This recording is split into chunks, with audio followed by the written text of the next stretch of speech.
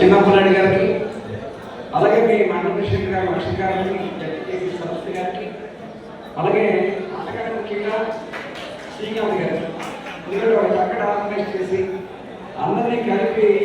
మన ఎలాగ ఎన్నికలకు వెళ్ళాలనే ఆలోచనలోకి గారికి, అలాగే పిఎస్ఎస్ అధ్యక్షులు గారికి, పట్టణ అధ్యక్షులు రమేష్ గారికి, మన డైరెక్టర్ గారు మీ ముందుకు రాకపోయినా మీరు ఇచ్చిన ఆదరణతో అందరూ గెలిపించారు, ఎమ్మెల్యే గారు గెలిపించారు.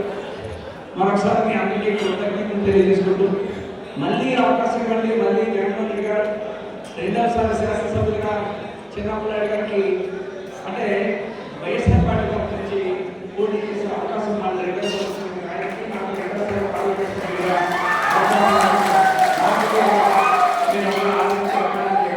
పెద్దలు జగన్మోహన్ రెడ్డి గారు ఆశిస్తుందో,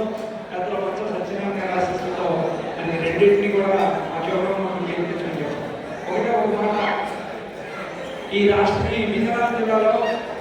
బొత్స సత్యనారాయణ గారి మీద పోటీ చేయడానికి ఎమ్మెల్యే తెలుగుదేశం ఎమ్మెల్యే ఐడియాస్ పెట్టి వీళ్ళు కావాలి ఇల్లు కావాలి కదా,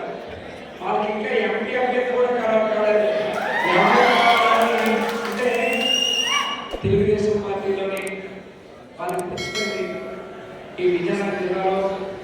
ఎక్కడా గెలవలేము కనుక అభ్యర్థులు అమలు రమ్మన్నా రాలేకపోయే పరిస్థితి. తెలుగుదేశం పార్టీ అభ్యర్థులు డబ్బులు మనకు వస్తే ప్రజలు కొన్ని ఆలోచనలో ఉన్నా తప్పించి ప్రజల మనసును దోచుకొని నిరంతరం కూడా 4 సంవత్సరాల ప్రజలు కూడా మీ కష్ట సుఖాల్లో మీ సాగునీరు కానీ, మీ తాగునీరు కానీ, వ్యవసాయానికి సంబంధించి కానీ, విత్తనాలు కానీ, ఎరువులు కానీ, మీ ధాన్య కొనుగోలు కానీ, ఇవన్నీ కూడా